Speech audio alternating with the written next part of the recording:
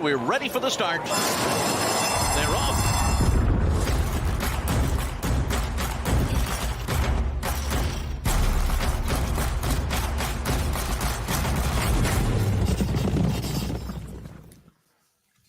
And welcome in, everybody. It's December 23rd. We're in the holiday spirit. No Grinch here, though. Jeff did not go for the ugly sweater. He has nothing ugly in his wardrobe. I'm Jeremy Plonk from First Bet. Happy holidays to you and yours. It's Festivus, I guess, if you're a Seinfeld fan. So we get to air our grievances today as we pass it around the dining table. Jeff Siegel, this should be a fun show. We've got a huge day coming up on Monday, December 26th. We've been talking about it all month. Opening day at Santa Anita, opening day at Gulfstream. A weather-related note, Laurel Park will cancel its card on Monday, the Christmas Tide Day Stakes card, but the entire card will be on Friday, the 30th. So might actually work out better for him at Laurel, Jeff, without the competition in the simulcast market. Will be a fantastic six stakes day coming up on Friday, the 30th at Laurel Park now. But, man, do we have a lot to talk about. We do, and it's actually, I think it's good news for Laurel because they'll get Friday mostly to themselves. I mean, we'll still be racing here at Santa Anita and Gulfstream, but that'll be a big card there. I think they might have gotten overlooked a little bit because the cards at Gulfstream Park, which I haven't quite dived in yet for Monday, but I have done a lot of work for Santa Anita. It's an incredibly good card, not only because of the quality of the competition, but the field sizes are big. There are several opportunities, I think, for some good gambling on Monday at Santa Anita. Yeah. Of course, I'll have the full card analysis on what you need to know and videos with that as well, and we'll have that up Sunday night. But bottom line is we've got a lot of work to do because there's still money to be made even before then, and we'll be trying to do that. This weekend I'll have best plays for Gulfstream Park tomorrow, Saturday, and as well today. But our focus is the opening day. I mean, we're going to have a good time, I think.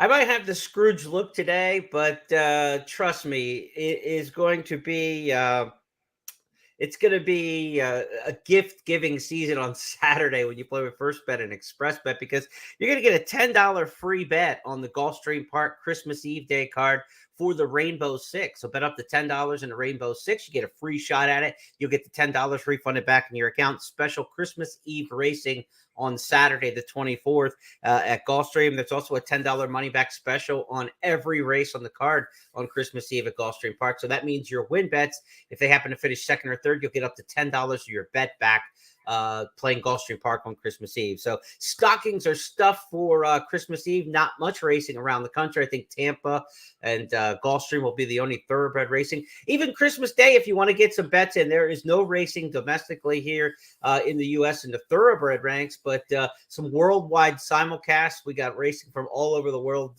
being piped in. So if you want to play even on Christmas Day, maybe the in-laws annoy you. Maybe your brother that you only get to see once a year is too busy yelling at the TV watching NBA or something like that. Sneak in some bets on French harness or Japanese racing or Korean racing or something like that on Christmas Day. How's that sound, Jeff? Why not? It's there's never a day. This is something that when I was growing up, it wasn't true. We had 5 days of racing, Tuesday through Saturday, and you could only bet the track that you were the local track, and you had to be there to bet. Right. Opportunities have expanded since I first got into the game. I think it's a good thing. You never know when the next winner is going to be, and you can find it if you look hard enough. Let's go to our schedule for this week. For those of you listening in on the podcast, we'll go through the lineup of races that we're going to look at today. And for those of you following on the video, we'll also have some video analysis of some of these races as well with some past replays. But we'll start at Gulfstream Park with a couple of races on the card, races 5 and 8 for Saturday. Race number 5 is the Tropical Park Oaks. Race number 8 is the Tropical Park Derby, and race number 8, the Tropical Park Derby, is our race of the week from Express Bet. So you can get that in our email newsletter. $10,000 late pick 4 hit and split Saturday at Gulfstream. $5,000 in the late pick 5 hit and split. So $15,000 in additional cash going to be given away with those who bet with Express Bet and First Bet on Monday's card at Gulfstream Park. Again, the late pick four with a $10,000 hit and split. That means you get your pari-mutuel winnings, and you will share $10,000 with just other players who won the bet with first bet and express bet. We're giving away $35,000 in additional money on a Monday. At Santa Anita, the 6 stakes races that we'll look at on this podcast, all 6 stakes races in graded company. The Grade 2 Mathis Mile, which kicks off the card. The San Gabriel, the San Antonio, 4 horses who could be headed towards the big cap later this spring. The La Brea Stakes for the 3-year-old fillies, the Malibu, the brother race of that, the Grade 1 race that could have some championship implications. And we'll finish with the American Oaks final race on the Monday card at Santa Anita. Again, there are 3 pick fours on this big card at Santa Anita on Monday, early, middle, and late. And we've got $5,000 pick four hit and splits on the first 2 of those, early and mid. And the late pick four, Jeff, will have a $10,000 hit and split. That late pick four, of course, includes the Malibu, American Oaks, and some other big time races. So what a fantastic day of racing coming up in your backyard at Santa Anita on Monday. But before we head to Arcadia, let's go to Hallandale Beach, Florida for 5th race on the card on Monday's program. It's the Tropical Park Oaks, $100,000 here, a mile and a 16th on the turf. Who'd you like, Jeff? The toughest begins for me. I spent way too much time trying to figure out if I liked anything in this race, horse by horse. Every time I had one thing I liked, I found 2 things I didn't. So, I ended up with personal best. I have no great conviction. She's drawn in the 10 hole, going a mile and 16th. She's turning back from a mini marathon. But I'm a pedigree snob and tap it out of War Flag and a filly that's obviously starting to get good. Her buyer numbers have gone. This is a pattern that I love. I mean, she just earned a career top number. Granted, it was over a distance of ground, but she's now won 2 out of her last 3, no worse than second in each of her last 4.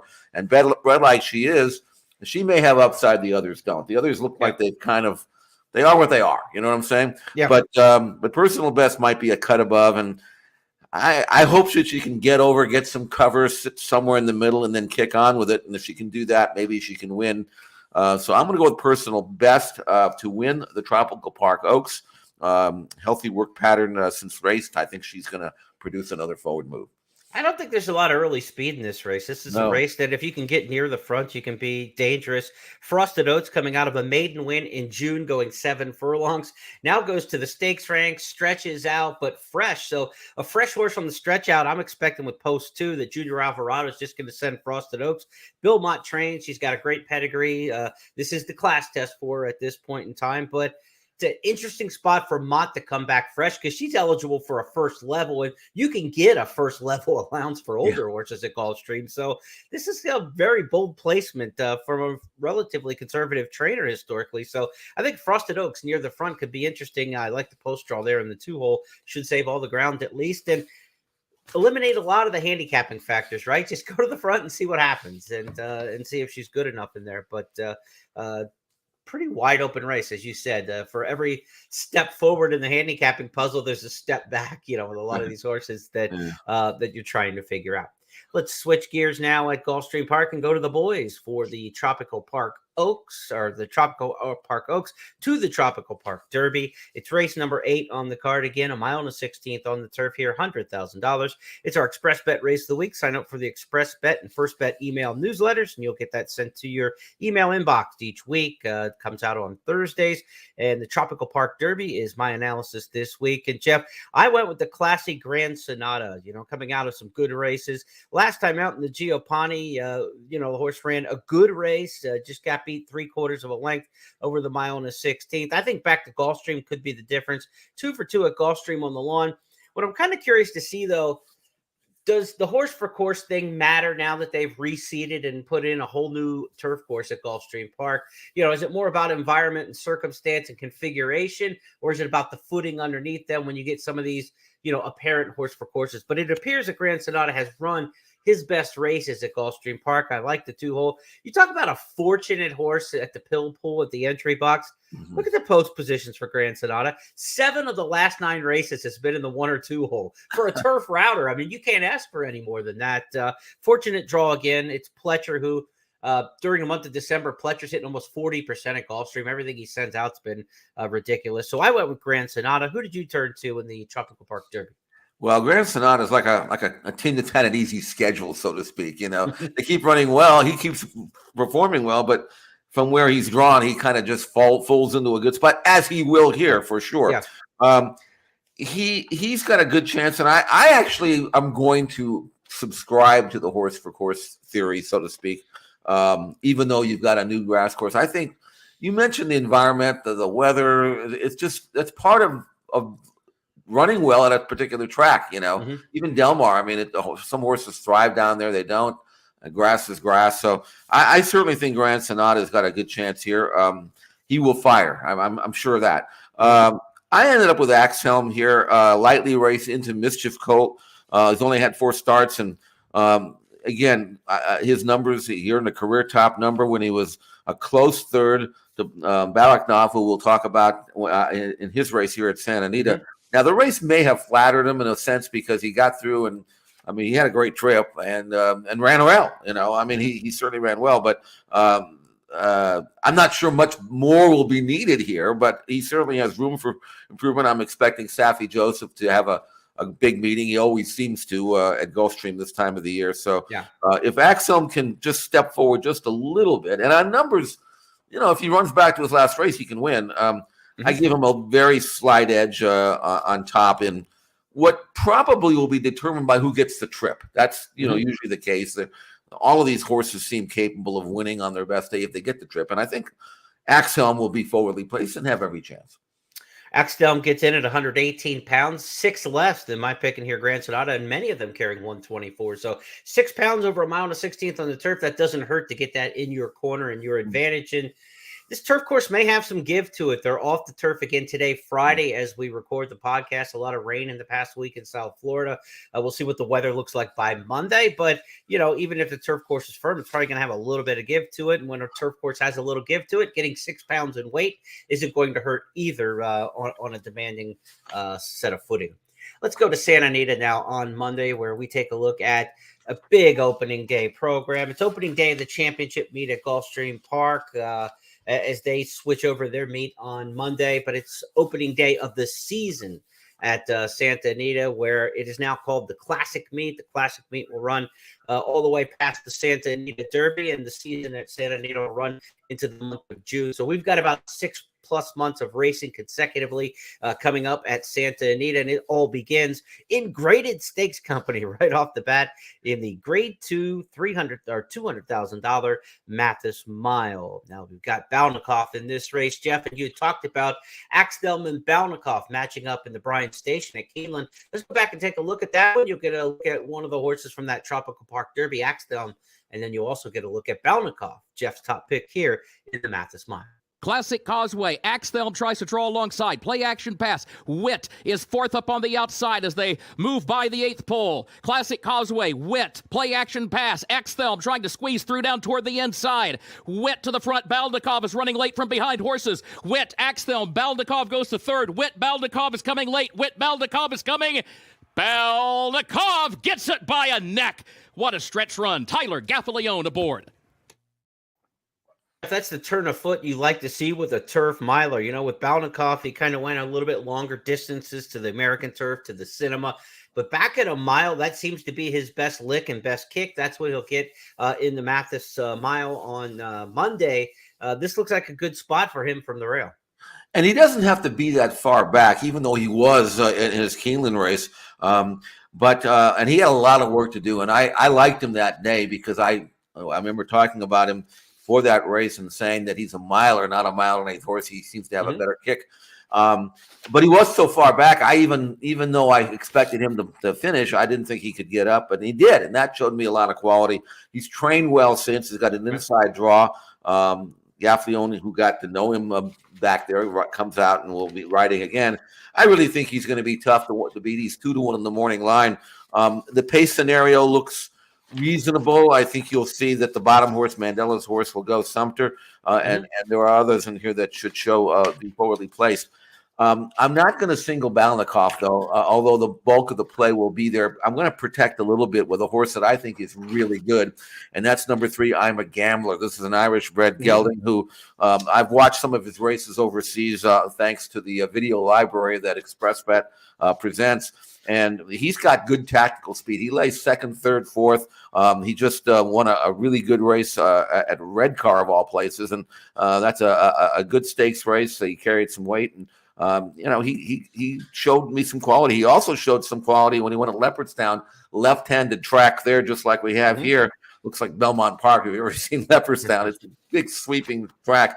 18-runner field. He was sitting third every step of the way. So he's good. Gets fat, breathes well. Those workouts you can see if you like at xptv.com. I think he's going to give Balnikoff all he can handle, and he's got more tactical speed, I think. If I'm playing any kind of rolling exotics, which I will be, I'm absolutely going to double this race with Balnikoff and I'm a Gambler. They are a cut above the rest, I'm pretty sure. You mentioned Tyler Gaffalione coming out the ride. Pretty significant when it's opening day and a couple $100,000 stakes on the card at Gulfstream. So he probably feels good about the mounts that he's gotten to come out here and ride opening day at Santa Anita. That's significant. Jockey Colony at Santa Anita, very unique with Frankie Dettori in to ride the season.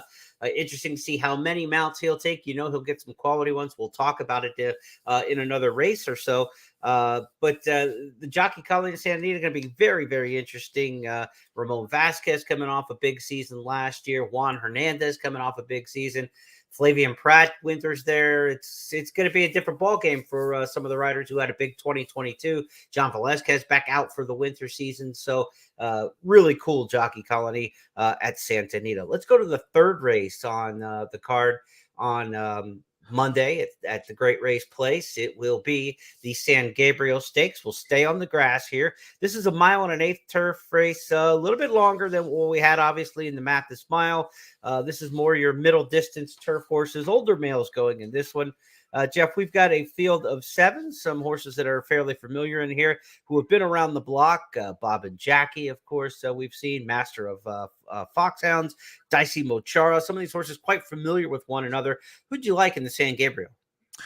I think I see their speed in this race. Master of Foxhounds in the morning anyway has really gotten keen of late for Phil D'Amato. In other words, he's a horse that he'd like to go to the front, but he never really ran off. But he's been on the muscle, and I don't think they'll be taking him back, and I don't think you can take Bob and Jackie back.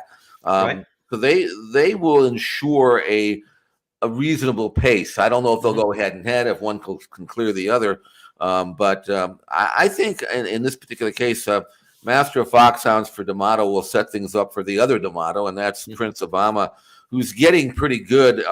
Here's a situation where you can't really look at Bayern numbers because he won the Hollywood Turf Cup last time out, and his Bayern number dropped to 83. But I mean, they went 3/4 and 17 and 3. I mean, you can't have a fast Bayern number base, which is based strictly on final time, based on that. But I did like his last 2 races. I like the fact that he was a good second in the Lure. That was a good race, and I think he's developing now. Just 10 starts, and I think he can lay back with Pratt and maybe produce the last run. The only concern I have is that he's winless in 5 starts over the Santa Anita Turf Course. He talked about horses for courses. Now he's run well on this course. He hasn't won. On the other hand, I don't think he's as was good then as he is now. So I'm going to give him a chance, and I'm going to go with Prince Obama to sit back under Pratt and maybe tag the speed close home. Well, you talk about Santa Anita throughout the course of this meet. It's pretty obvious, but for our newer players, on the dirt, the Bob Baffert stakes horses just dominate. And on the turf, it's the Phil D'Amato stakes horses, right? And Phil's got a couple in here. And like you say, he's got some divergent running styles, which you like to see when you have 2 horses from the same barn. Prince Obama should be coming from off the pace. Master of Foxhounds up towards the front. Pretty good when you got Mike Smith and Flavian Pratt on your 2 horses too. It doesn't hurt in the rider assignments. Let's go next to the 6th race on the Santa Anita card on Saturday. It'll be the Saturday. We always do Saturday stakes picks. So I'm sure as we handicap these Monday races, I probably said Saturday a couple times already, and I'll say it a few more times. But for the spirit of correctness, these races are all Monday, December 26th. Monday's 6th race at Santa Anita is the San Antonio Jeff, this is first stop along the route towards the Santa Anita handicap. Perhaps some of these horses will divert and go overseas internationally to Saudi Arabia and Dubai. We've got Country Grammar in here, who last year went to the Dubai World Cup and finished a good second in Saudi Arabia, and then a winner in the Dubai World Cup. That made his hay, over $10 million in earnings for the year. He is probably the weakest $11.1 million earner in the history of racing, but those checks all cash the same. But if we're stacking them up historically, Country Grammar in the San Antonio, he's the headline horse in a field of 6. Frankie Dettori with the mount here, the internationally renowned jockey. Some say maybe one of the best jockeys of all time, if not the best jockey of all time. There's some discussion in the racing press, the modern folks, whether it's Lester Piggott or it's, Frankie Dettori is the top international jockey from Europe over the decades. He's a great one. And the great thing about Dettori is he's ridden so much in America that he gets American racing as well. He's not a European jockey who comes over here and is a fish out of water. He knows how to ride these American races in terms of pace, in terms of track layout, where to get your horses into position. He's going to have success in the big races. Whether or not he has a lot of volume this season, we'll find out. Does he get off to a good start opening day with Country Grammar, or are you going somewhere else? I think he will. If people forget, he rode as a bug here at Santa Anita, I don't know how many years ago. I watched him ride when he was a bug. I said, yeah, he's okay. I like the horse I can bet on. I really think he will. I mean, Country Grammar, he got a little stale towards the end, although he was second in 3 races, but he wasn't the same, quite as good as he was earlier in the year. That can happen when you go overseas back and forth, and you're subjected to some tough races.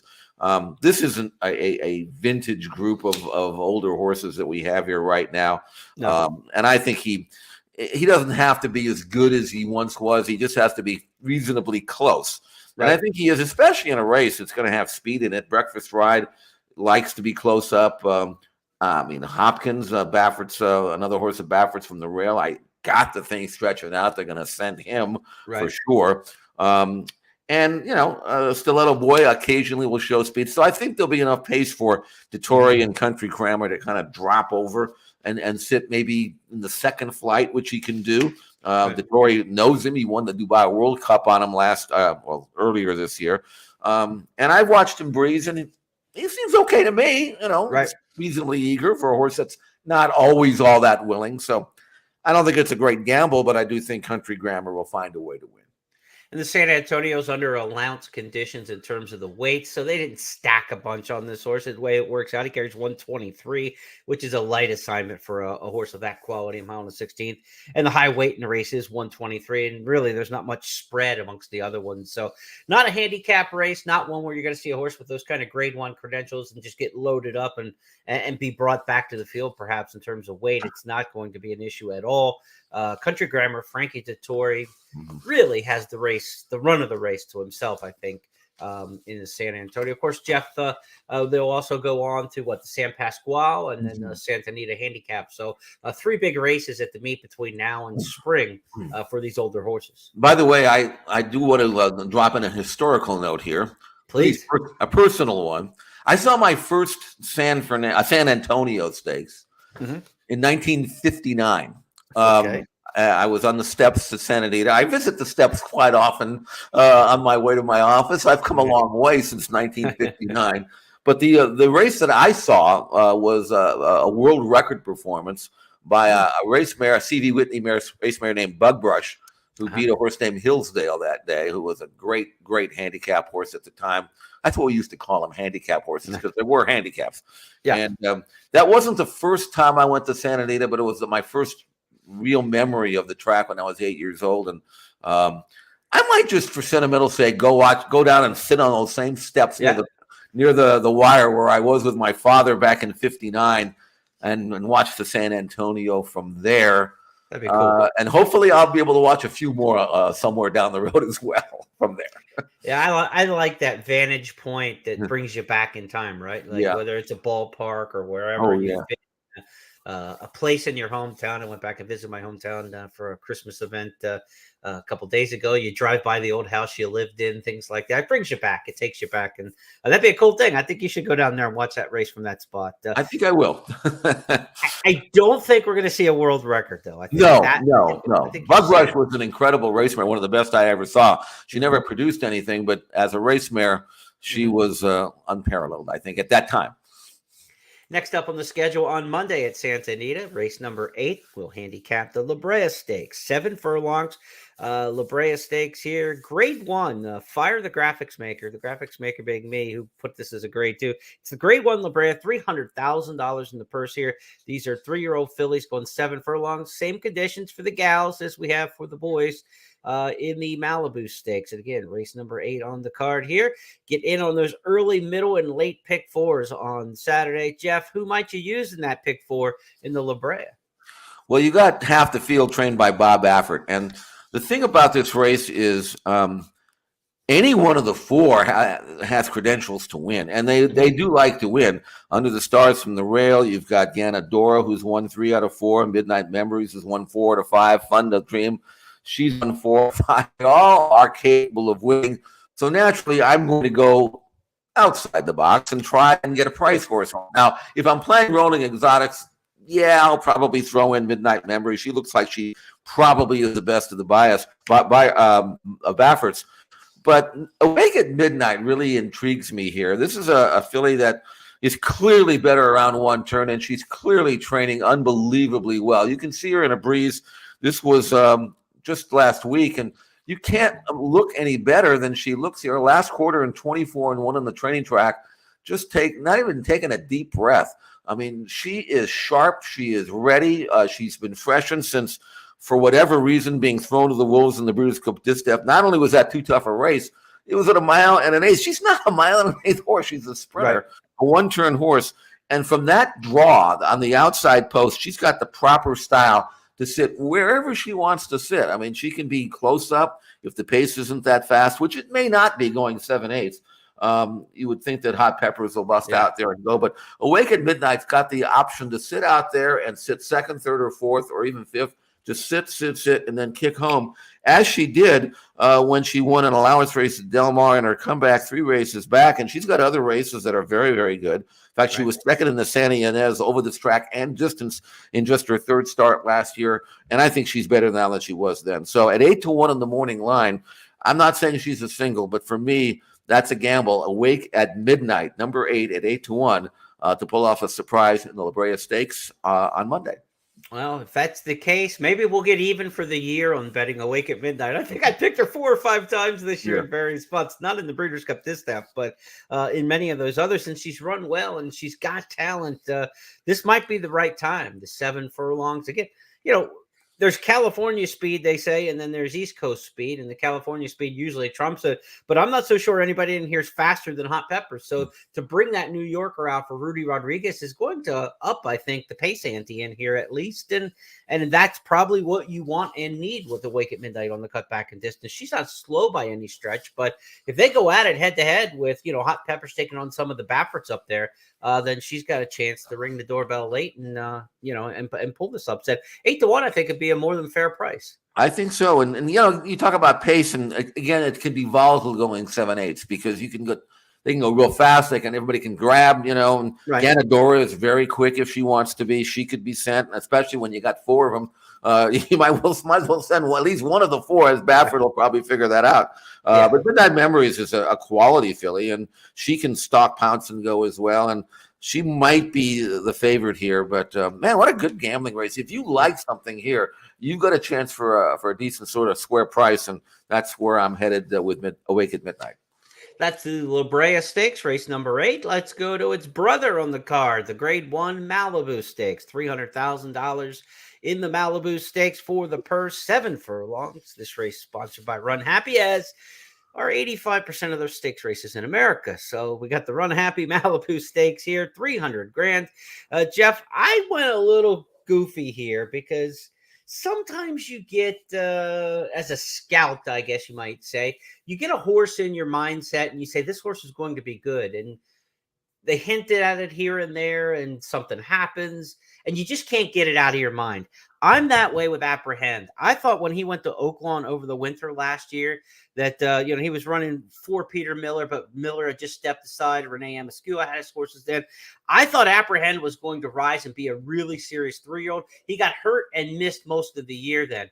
Upon coming back, he popped 107 Beyer going a mile at Santa Anita. I'm not a Beyer speed figure person, but that's the kind of race I thought, not 107 maybe, but I thought this horse was capable of being a major stakes player. So after the Zia Park Derby going too far, they come back to 7/8 of a mile. I'm going to just revert back to my last winter spring opinion on Apprehend and say I'm going to get the price. I think I'll get a nice price on this horse, going against Stakes Company, against better competition. So almost regardless of who else is in the form in this race, you have horses like that you just want to bet this horse. And I know the race matchup is very important in handicapping, but I'm just kind of reverting to, I think Apprehend's going to be really good, and maybe this is the time for it, regardless who he's running up against. So I'm going to take an upset in here, but there are certainly more accomplished and named players in here. Well, we all would like to try to beat Taba. I mean, he's 6-5 on the morning line, and I mean, I always have a thing when I see a horse coming out of a race, as Taba and they run against the greatest horse in the history of racing, which we have several times a year. Sometimes they get their head handed to them, and they don't come back as well. You know what I'm saying? Right. We've seen this happen. I mean, how many of those horses that Flightline destroyed this year were bet because they were behind and they didn't come back and run that well? Right. So maybe Taba might be a little vulnerable. He's not a good workhorse, generally speaking. So when you watch him work, you really can't, you know what I'm saying? You can't grab him and say, okay, I know he's good, because he does seem to struggle a little bit. So I can understand, and here's a work and I wanted to bring this up because he's working with Under the Stars, who's in the La Brea. He's on the inside, and he's going to actually wind up finishing just ahead of Under the Stars in the workout, and he went 59-3. But he had to be nickeled at a little bit here on the inside, and the filly on the outside is never being asked at all. I don't think Bob wanted the filly to outwork him, which I think she could have. And you can see him, he's kind of riding him a little bit. The other filly on the outside, well in hand. And I don't know. I mean, again, it's if Taba goes out there and crushes the field like he's supposed to, then who's surprised? I'm not surprised, But at 6-5 and maybe even less than that, you want to look a little bit somewhere else. And you have with a horse that has numbers that if he were to run back to his best race, you could make a case for it, Now, in this race, you got a horse named Nakatomi, who I kind of like, Wesley Ward, and I think he could run well. The problem with him is he never gets out of the gate. He's the worst gate horse in the history of racing. So I don't know if he can spot these horses a few lengths and try to beat this level of competition. The other horse that I'm looking at, and I don't know whether he can win, but I think he's a really, really good horse. And I think maybe if they had allowed him to develop a little bit more, I think he would turn out to be that way. But the Baltimore Straight No Chasers, 20-1. This is a really nice colt, big, good-looking colt. Won his debut sprinting on grass. I think he was 5-1 in the morning line. We were all kind of laughing about that. He won at 9-5. Something happened to him in his next start. He came back and won on the dirt. His first start looked really good doing it. Earned a big number. Is trained unbelievably well. He's outside. And if Forbidden Kingdom has to go from the rail, the other speed, I think Straight No Chaser is going to draft into a great spot. I don't know if he could win, but I think Straight No Chaser is going to outrun his price. Throw him in if you're playing exactas or trifectas, whatever. I think he's got a chance to hit the board. But I think Jeremy, with Apprehend, as you pointed out, he looked like a world beater. Looked like the Breeders' Cup Dirt Mile winner 2 races back, won that race. And then, of course, Taba. This is a really good gambling race, even with a 6-5 on the morning line horse that everybody's going to think has to win, and maybe he will, but he doesn't have to win. And what about the Fleet Forbidden Kingdom? Richard Mandela circles this race on the calendar. He's a slow developing trainer, and it's the last grade 1 of the year, December 26th every year for the 3-year-olds. So when you see a stat, I always say, can you make sense of the stat, right? Why would Richard Mandela have won this race 9 times? He has owned the Malibu over the years. It's an unbelievable record that he's had in the stakes race. And you think about, like, he doesn't push his 2-year-olds. He's not Derby fevered. And so at the end of the year, he has horses who are still getting better, perhaps. And Forbidden Kingdom was a horse who was on the Derby trail, but once things went south for him, it was a long layoff from April to October. Now, all of a sudden, you get a horse in the form cycle who's had just 2 starts since April, 3rd start off the layoff. It would be no shock if Forbidden Kingdom's not ready to really advance, right? 5th in the return, 3rd in the second start. If he continues to improve, we know he's fast. Mandela with an American Pharaoh here, he's not out of the question either. And he's going to the front from the inside. Yeah, I mean, everything in this horse's chart tells me that he is going to 3rd start off left. He is going to fire. He might be the controlling speed. I think sure the rail dictates their strategy anyway. They're going to send him dead short, perhaps, arguably in his comeback, beaten a half length by Get Her Number and Ginobili, who are older horses, better than these. You know what I'm saying? Mm-hmm. Everything about this tells me he's going to fire, but there's always a but. Man, I watched him train. I watched him run his true races, and he, to me, is just doesn't.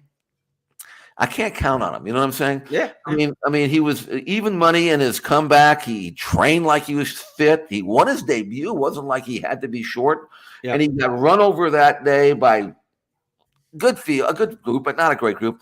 Right. The last race he was 6-6. He had the outside draw in an allowance race at Del Mar, which was virtually a stakes. And he popped the gate and he got clear. They took a hold. Nobody challenged him. He was easy front running trip. And when it came down to reach back for something extra, it wasn't there. I don't know if I trust him, but on form, on paper, you look at the form, he has to run well. But I just can't. I can't take him. I could be wrong, but I got to take a stand. Yeah, he's one of those athletes that looks good coming off the bus, but when the takeoff happens, all it's airport, not quite the player.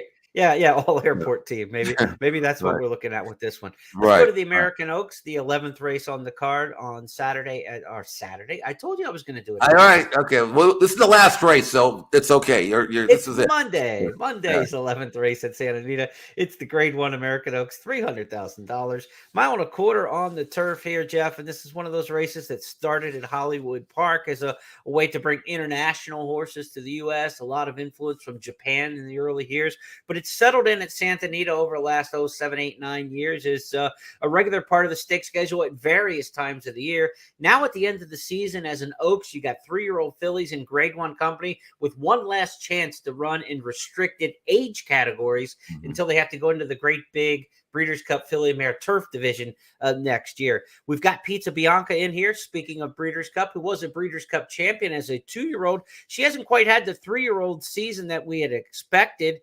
Now Bobby Flay, the owner, switches her from Christophe Clement to Graham Motion in an interesting trainer change with the move west. Do you like Pizza Bianca? Everybody likes pizza, but do you like Pizza Bianca in here, or did you go somewhere else? I went somewhere else, and this is a race that a mile and a quarter, and there's a filly in here, and we're going to show her winning race in a second, but Rhea Moon, number 1 on the program, she has that, going to Vegas, going global look to her. You know what I'm saying? Mm-hmm. She has really gotten good. One of these Irish fillies that Phil D'Amato picks up. And she's never run a bad race, but it took a while for her to acclimate. But I don't know whether you can say the light switch went on or whatever, but her last 2 races, and the buyer numbers would point this out, she's gone from 72 to 74, 78, 83, last time I had 87. And every time she runs, she gets faster, and she's doing it easier every time. Yeah. She is 8-1 on the morning line. She doesn't have the credentials, perhaps, as some of these others. Miss Alexandre, for example, number 6, she was 6th on the Breeders' Cup Filly and Mare Turf. That on pure form looks pretty good. So you could say that she's got a so-called class edge. But Rhea Moon herself just won a Group 3, a Grade 3, and she just blew me away with the kind of authority that she won. Now, this is a tougher field, but I think it's tougher because she's in the race. I really think Rhea Moon and Juan Hernandez and Phil D'Amato, I think they are ready to make another significant forward move based on her most recent win. Let's go back and take a look at her October 29th win in the Autumn Miss here at Santa Anita. Lucky Girl along the inside. A wide bid from Gimme Mo Baby outside. Kitty Katana just behind them.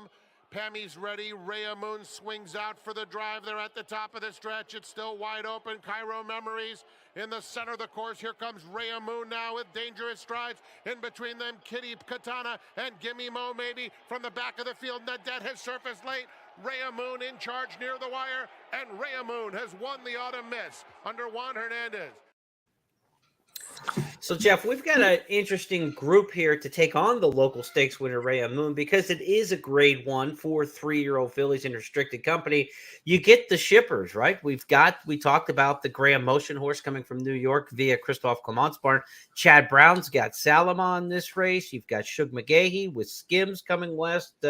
Motion also has Sparkle Blue teaming up with Joel Rosario. They come out of a win in the Valley View at Keeneland. So you've got horses coming out of races like the Valley View. You've got the Sands Point, East Coast type races coming west. Pizza Bianca's been west a couple times to run at Del Mar's already made that trip. I believe this will be the third time she comes west. The other two trips to Del Mar. So this is what you want to see. You want to see these regional clashes, cross-country clashes like that. We don't get that a lot at Santa Anita because people don't want to come west. It's not kind of a central place like Kentucky or where all the horses are congregated in the northeast of the U.S. So the fact that this race is so late in the year and is restricted grade 1 for the 3-year-olds actually helps it attract a better field because this is one shot. I mean, you get Group 1 win, grade 1 win on the resume of a filly.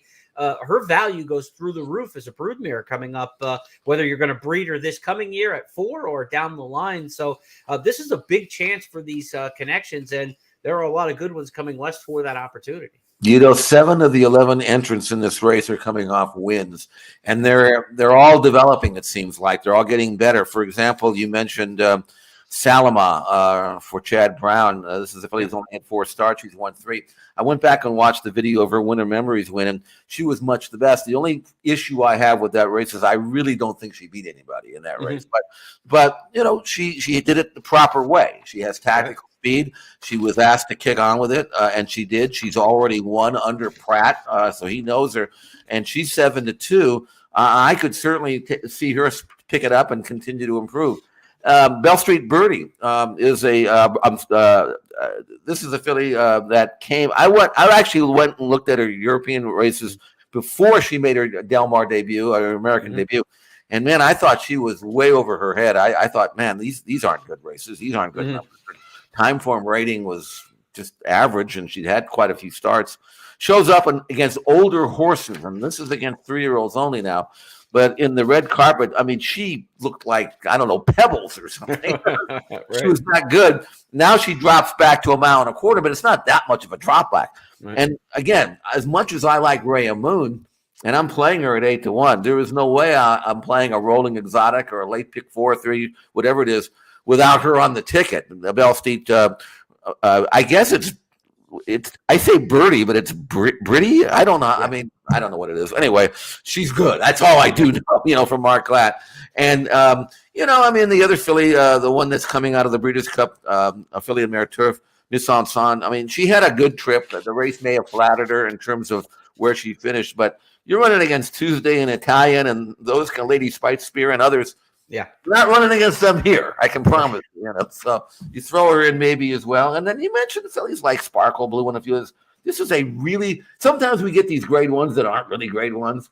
Yeah, this is a legitimate grade 1, at least in terms of the American-based 3 turning 4 fillies that are running long. This is a good group, and I think many of these are going to go out and win major races next year. And sometimes in the grade 1s, often in the grade 1s, we don't get great betting races. That's not the case with the American Oaks. This is a very, very good betting race with good options, a deep field in terms of numbers, not a lot of obvious toss-outs. Great race for tri-supers, and it's going to end the late pick 4 to pick 5 to pick 6. That anchor leg, you're going to wish you had a little bit of coverage probably when you get to the American Oaks. Hey, fans, if you like to play handicapping tournaments, get in today, an $80 feeder tournament tournament at Gulfstream Park. We record our podcast on Friday. There'll also be a Gulfstream Park feeder tournament tomorrow, $80 entry fee. That will get you a spot in Monday's $1,500 live money Santa Anita opening day challenge. So instead of blowing a $1,500 bankroll of your own money, you could win your way in today or tomorrow. $80, the entry fee for the feeder tournament at Gulfstream Park. Take a shot at that. You'll play the Gulfstream races today. If that works out for you, you're on to Santa Anita for Monday. The Santa Anita opening day challenge, $1,500 bankroll, live bankroll. Your money goes into the prize pool. All the money that goes into the prize pool gets paid back in terms of prize money. We keep none of the money with ExpressBet and FirstBet with any of our handicapping tournaments. And the rest of the money, I believe $1,000 then will go into the live bankroll that you're playing for the tournament.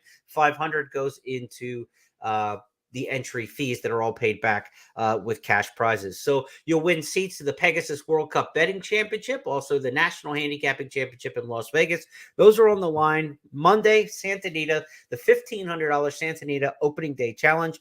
Play it online only at ExpressBet. The only place you can play it online is at expressbet.com. So be sure to check that out. Christmas Eve racing coming up Saturday at Gulfstream Park. Jeff will have his best bets for you. Friday, they're already posted. His national best plays for Friday, the 23rd, are already posted. He'll have some picks for you for tomorrow. And then, Jeff, I know you've got a lot of work to do on those Monday programs. Santa Anita and Gulfstream, you're going to have tremendous coverage throughout the course of the meets. Boy, I tell you what, I can't wait for it. It's you rise to the occasion. You try to anyway on these big days. So I've got 3 more days to adjust and write the races up. So I give a rather extensive analysis for ExpressBet customers, which will be posted on the website. All 11 races and some video as well. So I've got most of my opinions already done, and I'll write them up. And I can't wait, because I can tell you that on this particular day, I am diving in. I can tell you that, I'm going to be aggressive. Sometimes these big days, you get a bunch of 6-5 horses that you don't want to play, but you can't beat. Not true on Monday here at Santa Anita. And I haven't even touched Gulfstream yet. And I got plenty of time in the next 3 days to do that. So we'll have some of that as well. Great day of racing the day after Christmas on Monday. It's always been the traditional opening day here at Santa Anita in California ever since I've been going to the races for 50, 60 years. I don't even know how long it's been anymore. But the bottom line is, this looks like a vintage day of racing. Can't wait to kick it off. And if you want to get in on the simulcast action over the weekend, again, limited cards on Christmas Eve and Christmas Day domestically, but international simulcasting abounds at FirstBet and expressbet.com. So be sure to enjoy all of that. On behalf of everybody with First Technologies, my partner Jeff Siegel, I'm Jeremy Plonk. Merry Christmas. We'll talk to you again before the end of this calendar year. We'll be back with you next Friday to talk about it, and we'll recap everything that happened on this big 26th of December to remember, when we return on Tuesday with our podcast where we recap everything on It's Official. So Jeff and I will be back with you Tuesday. One final reminder, if you jumped into the podcast midstream, Laurel Park has canceled its Monday program. It will be postponed until Friday, December 30th, when they run the Christmastide Day Stakes on the 30th. That'll wrap it up. Good luck, everybody, and we'll talk to you on Tuesday.